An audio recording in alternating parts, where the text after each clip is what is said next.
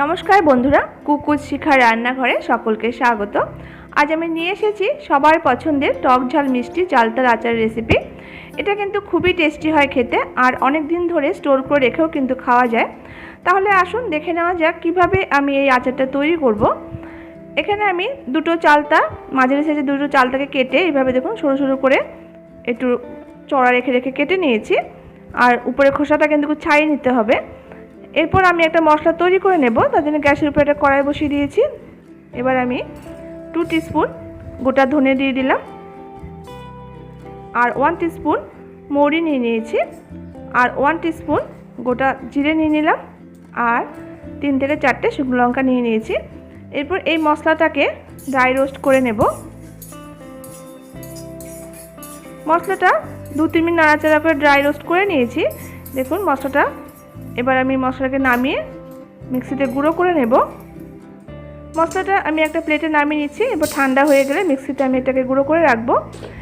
এরপর গ্যাসের উপর আবার একটা কড়াই বসিয়ে দিয়ে আমি জল বসিয়ে দিচ্ছি খানিকটা, তাতে সামান্য একটু লবণ দিয়ে দিলাম। এবার আমি চালতাটাকে দিয়ে চালতাটাকে একটু সেদ্ধ করে নেব।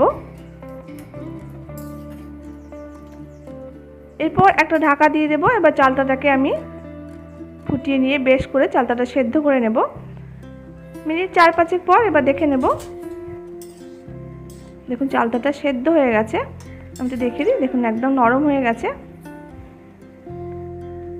খুব ভালো মতো করে চালতাটা সেদ্ধ হয়ে গেছে। এবার এই চালতাটাকে জল ছেঁকে তুলে রাখবো। চালতাটা খুব ভালো মতো করে সেদ্ধ করে নিয়েছি। এবার আমি চালতাগুলোকে জল ছেঁকে তুলে রাখবো।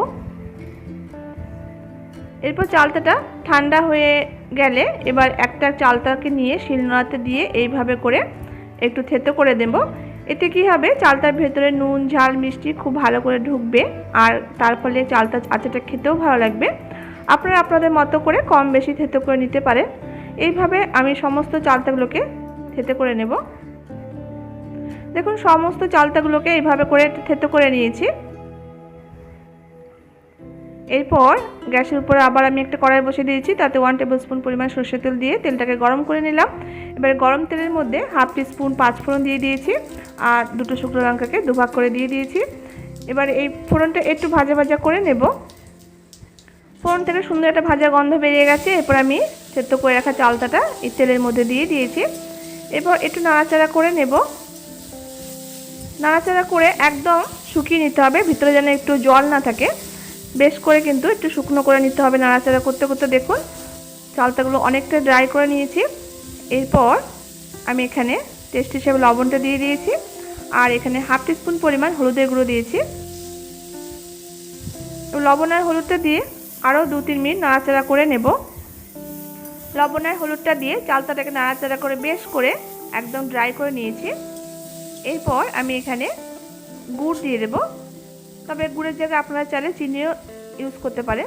আমি এখানে 150 গ্রাম মতো গুড় নিয়েছি। এতে একটু টক টক ঝাল ঝাল মিষ্টি মিষ্টি টেস্ট আসবে। খুব বেশি কিন্তু মিষ্টি দিয়ে দিলে আচারটা মিষ্টি মিষ্টি হয়ে যাবে, তখন কিন্তু খেতে ততটা ভালো লাগবে না। তাই একটু টক টক ঝাল ঝাল মিষ্টি মিষ্টি টেস্ট হলেই কিন্তু বেশি ভালো লাগবে খেতে।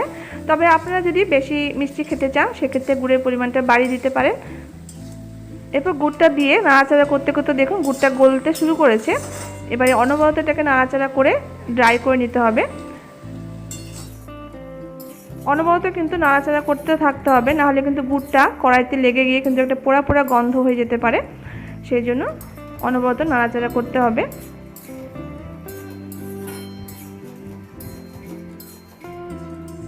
মিনিট 5-6 ধরে বেশ করে আমি গুড়ের সাথে চালতাটাকে বেশ করে একটু জাল দিয়ে নিয়েছি। দেখুন অনেকটা ড্রাই হয়ে গেছে। এই পর্যায়ে এবার আমি ওই যে রোস্ট করে রেখেছি যে মশলাটা, সেখান থেকে আমি 2 টেবিলস্পুন পরিমাণ রোস্টেড মশলাটা আমি এখানে দিয়ে দিয়েছি। এবার খুব ভালো করে মশলার সাথে চালতাগুলোকে মিশিয়ে নিচ্ছি। এবার আরও মিনিট 6-7 ধরে জাল দিয়ে নেব আমি গুড়টাকে।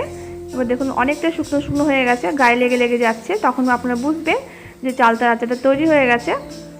দেখুন অনেকটা ড্রাই হয়ে গেছে আর গায়ে লেগে লেগে যাচ্ছে আচারটা তৈরি হয়ে গেছে। এবার আমি একটা প্লেটে এটাকে সার্ভ করে নিয়েছি। আপনারাও এভাবে বাড়িতে বানিয়ে খান, খুবই ভালো লাগবে খেতে। চালতার আচার তৈরি রেসিপিটা যদি ভালো লাগে তাহলে অবশ্যই লাইক করবেন, শেয়ার করবেন।